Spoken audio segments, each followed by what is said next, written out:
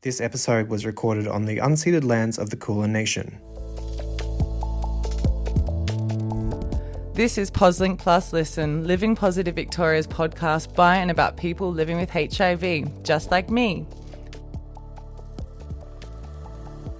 Hello, my name's Emil, and I'm a peer navigator at Living Positive Victoria. Today, you'll get to listen to a number of my teammates who are fellow peer navigators at LPV, where we'll talk about who we are, what we do, what happens during an appointment, what are the common questions, and some of the things that we could probably help you out with. So my name's Emil. I'm a transgender, gender fluid Filipino Australian. I'm 31 years old. I've also got a number of my teammates here with me today who will be introducing themselves to you. Hello, I'm Carlos. I'm 33 years old. I'm from Chile. I've been here living in Australia for almost 6 years now. And I've been living with HIV since 2020. So I was diagnosed here. I go with the pronouns they, them.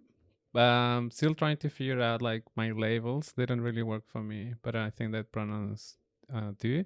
And I also identify as a pansexual person. Awesome. And hi, everyone. My name is Sarah Fagan. I'm another peer navigator here at Living Positive Victoria. My pronouns are she, her. I identify as bi plus or queer. I'm a cis woman that was born in Australia. We also have another peer navigator in our team who's not here today, but hopefully he'll stop by later. Great. Awesome. I guess one of the common things that get asked to us as peer navigators is what is it? Like, what do we do? Carlos, like, how would you explain that if someone asks you what a peer navigator is? I usually separate peer navigation in peer and navigation. I feel like as peers, we have the lived experience of living with HIV and we are unequal to the people we work with. And then the navigation part is trying to show ways to navigate the system. It's not just about physical health when it comes to treatment or doctor appointments. It's also mental health and community. Sometimes there's like legal issues and everything gets like in the mix when you work with people. Totally. And I think it's not just exactly that, navigating systems or health systems, it's navigating life. And that can be in different stages of the HIV journey. It's not just around diagnosis. That could be 10 years down the track, you've got to tell somebody about your status and it goes wrong, or, something comes up you want advice about, or something really good happens as well. That's when, I think peer navigation can come into play. Yeah. What does it mean to you, Emil? I think for a lot of migrants who may not have heard this term before, especially the words peer and navigation, for me, the way I explain it is it's like basically having a friend who's also HIV positive. Mm-hmm. So in that way, for a lot of us, we may not know other positive people. Meeting us would be your gateway into connecting yourself to community, being involved in social events, connecting to the workshop that we're serving, or it's just a way for you to actually get to know what the health system looks like in Australia, wherever you may be. Or, if whatever you're going through, may it be just connecting yourself to a service or trying to figure out what's best for you in terms of where you want to study. Anything that's involved in your HIV journey, if we don't have the answers for it, we can basically try and find the person who does. I think one of the other questions that usually happen to is like, what happens during the first appointment? How does it normally work, Sarah? I think we all have our own unique way, but I know for me, my first time meeting with somebody, so you're very, it's great that you've come through, you've been connected to our service. We have a beautiful manager, Sarah, that would triage the referrals to find you the perfect fit, the perfect peer navigator. So normally on a first meeting, it's a good chance just to have a chat, just get to know where you're at, what's going on for you, what you need essentially. And then that can then inform my process forward. You don't have to give your real name as well when accessing our services. You don't need to disclose any other information. It's only what you're comfortable with and what you're wanting to share. Peer navigation as well is very, very safe. It's very private. So all your information is protected. We don't share your information with any other organization without consent. So you can feel protected when you're coming to see us. As people living with HIV, we know how important our privacy and safety is. And we do take it really, really seriously at LPV. But yeah, once we sort of have that chat and have the opportunity to connect, that's when we can start working towards your goals or things that you're looking for. And that could be as simple as, finding out about the workshops or wanting to know what's with the viral load, what's with the CD4 count, just getting some more information about your health. And yeah, then we can take it from there. So what about you guys? So for me, as a migrant, I get a lot of migrant referrals. Most of my clients come from Latin America. And I feel like the approach I bring is like you, like we have the same fears, we're going through the same. It's like, I bet like everything that you're wondering, I already wonder that. And it's not that I have the answers, but I have found some things that I would like to share. Totally, yeah. And just like, I go with this very friendly approach. It's like, we're like, in a way, we're like related by culture. So it's like, we share a lot of things. Like sometimes we're all queer. We're like, the fact that we're positive is also like a very like important way like we can bond. So I'm always open to, this is your space. I'm gonna make it safe for you. We're all trained to to make this the best space for you. So I always tell people like the space is for them, and we do with that whatever they want to do with it. Yeah. And that's such an important point to remember, that we're all meeting around, or we're connecting because of HIV. You've been diagnosed with HIV. We're meeting because of that. But our peers or our intersectionalities can be so, so great, like you said, around our gender and sexuality and, our hobbies or so many other things, because we are all much more than just a HIV diagnosis. And it's really beautiful to see those connections happen. Yeah. Yeah. What about you, Emil? I think what's important for a lot of our listeners to also understand is that when it comes to peer navigation, they get to lead the journey. Mm-hmm. You get to decide what you want to tackle, what you want to approach, what you want to understand, and we're there to support you through that. It's not for us to tell you what you need. It's you're the expert in your own life, and we're just here to basically remind you that very often than not, you probably have the answer already and you know it. Oh, yeah, totally. Yeah. Well Now, said. another question that comes to mind is, what are the common questions that people have when they first meet you? Carlos. I feel like I meet people that are in different places. Some of them know more about treatment, others know about the migration implications. But I feel like most of questions are around treatment, how it works, what happens if I miss one pill, there are side effects, is this normal or not. Now that injectables are getting more popular, it's also, how does that work if I know someone. And also because not many people know how this type of organization works. Sometimes they think they need to pay, or they wonder like, what are the boundaries? So sometimes we also need to explain that we are here for them, and everything they need, it's like tailored for them. We have a lot of social groups happening at the moment, and we just do what people tell us. Like, we're really open to feedback, and we're really take that into consideration to support each other. But yeah, like treatment, I think, is a big one. Also, like, trying to understand what peer navigation is. Like, are we friends? Can I call you every time? Like, can we go out? And it's important to be there and support, but also like set boundaries in the beginning. I feel like the first time we meet, which is, I don't know you guys, but I usually go for a coffee or a walk. It's like the first appointment, and we kind of explain what we're there to do, what is expected. But yeah, like, I feel like there are way too many questions in the beginning. Yeah, I think something you just reminded me of, a big one that's come up quite often over the years, is that we are not connected to immigration. So anything you say to us is confidential. We have no connection to immigration. So just please all know that. My big thing that comes up for me, though, is love and romance, and can I have a family, and will I have a partner, and can I have sex, and pleasure and life and all of those things. You know, that is a big thing that often comes up. And there is so much love and life and sex and fun and pleasure to be had after a HIV diagnosis. And a big one is, if I go to an event, maybe I'll find a partner. And I love that. I'm a diehard romantic. I love, all that nice stuff. But you don't date a virus. And I think, you know, I say this often to people that, you know, if you happen to fall in love with someone that is positive as well, that's beautiful. But you also don't need to just settle because someone has HIV also. We are allowed to date outside of our sero spectrum. You know, we can enjoy love as freely as anybody else, you know, with the great advancements in treatments and the privilege in Australia. So the answer is yes, there is great sex and lots of love and lots of relationships to be had after a diagnosis. Yay. Yeah. What about you, Emil? I guess I just wanted to tell people too that they can meet us in whatever setting that they want. Yeah. They can meet us on Zoom. It can be on the phone. We can have a walk with them at the park. We can go to the cafe.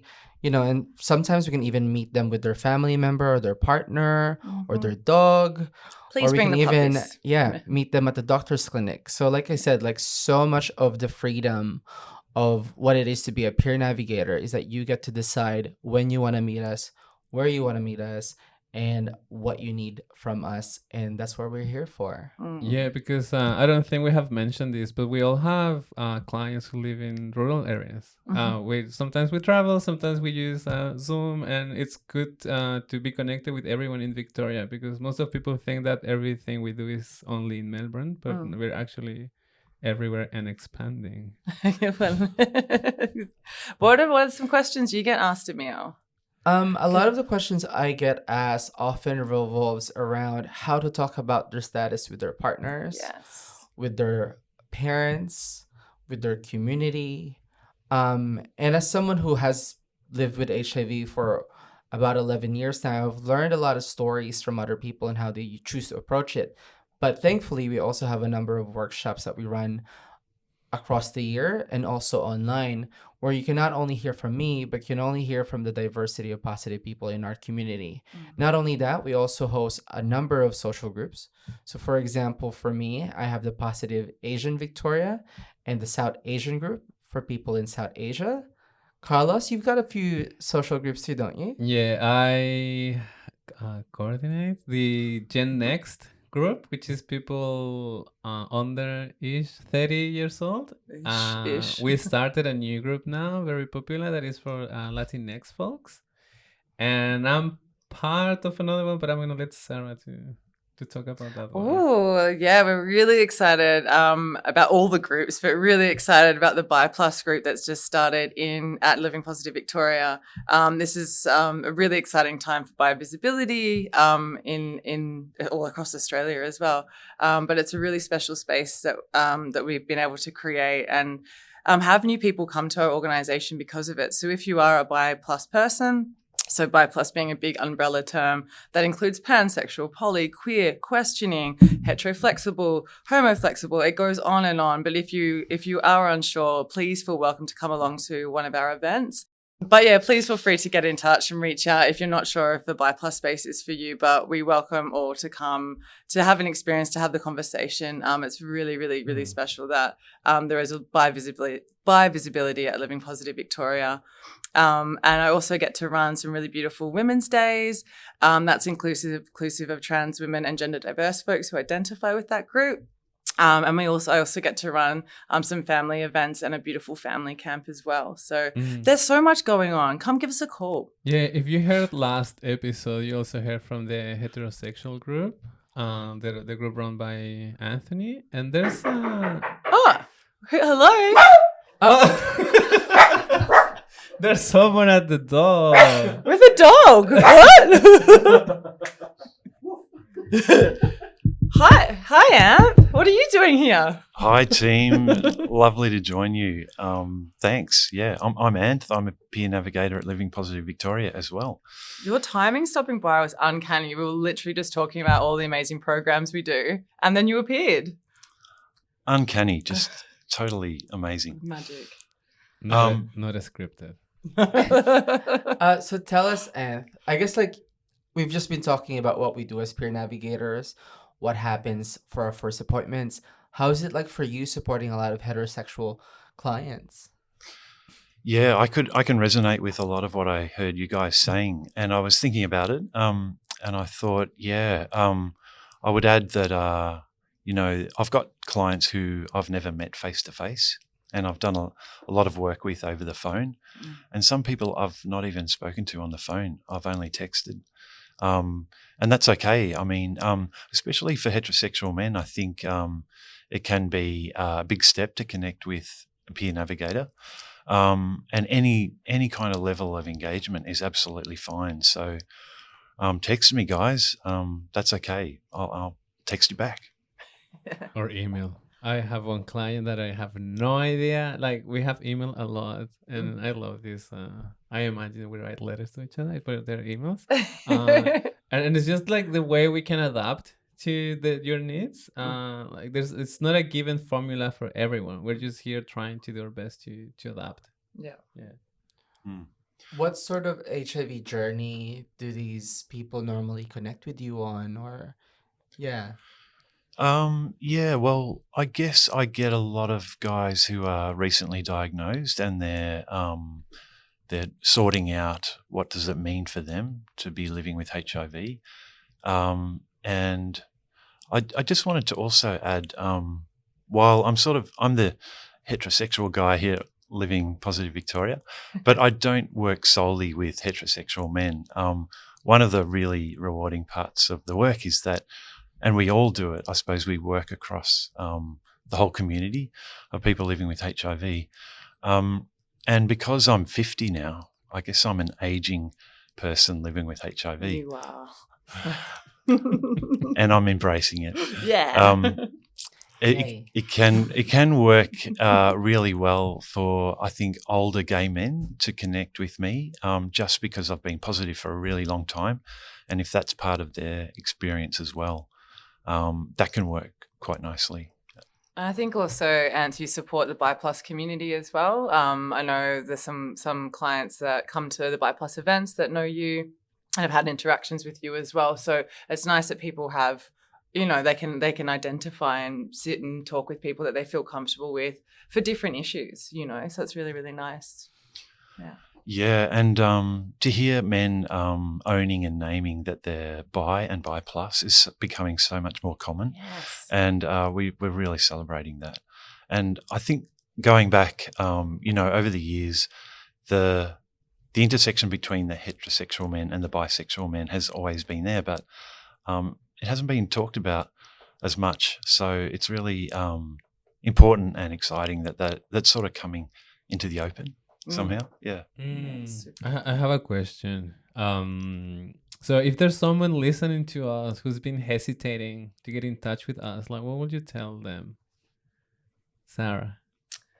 I think hopefully hearing our voices and knowing a little bit more about us might make you all feel a little bit more comfortable, but I think definitely reach out. You can make contact and pull right back. You can design, and work out what feels comfortable for you, and you can engage in any way that you feel comfortable. There is no pressure. There is no expectation from us.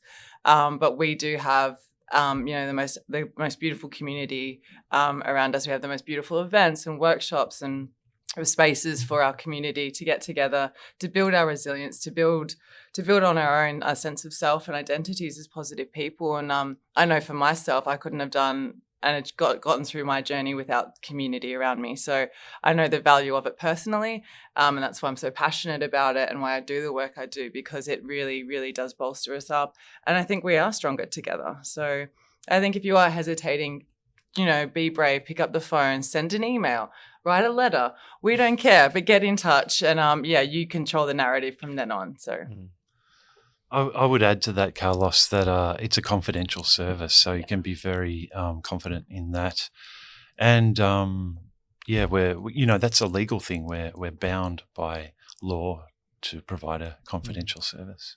Thank you. And just to remind everyone too, you could be whoever you want to be. Yeah. You could be Lady Gaga, and that could be your name, and that's okay. And we'll be so excited. Yeah, but also we'll meet you in whatever capacity that you're ready in. I think very often when you are worried about connecting with the positive community for the first time, it can be a very scary thing because it's also probably the first time that you're admitting to yourself and other people that you're an HIV positive person.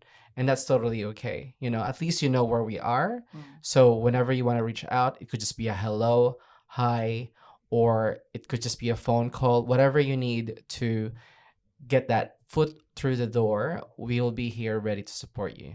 And also, if you're a person that has engaged in the past and doesn't feel like, you're not sure how to re-engage or reconnect, know that you can. People often will, not drop out is the wrong word, but will, go off and do things in life.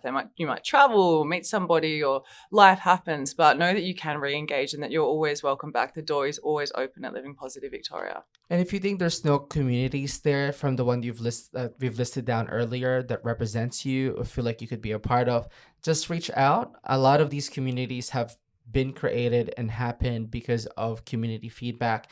And we're, at Living Positive Victoria, we're all about supporting our HIV positive communities because there's a lot of us out there. And if you would like to be a part of it, you're welcome anytime.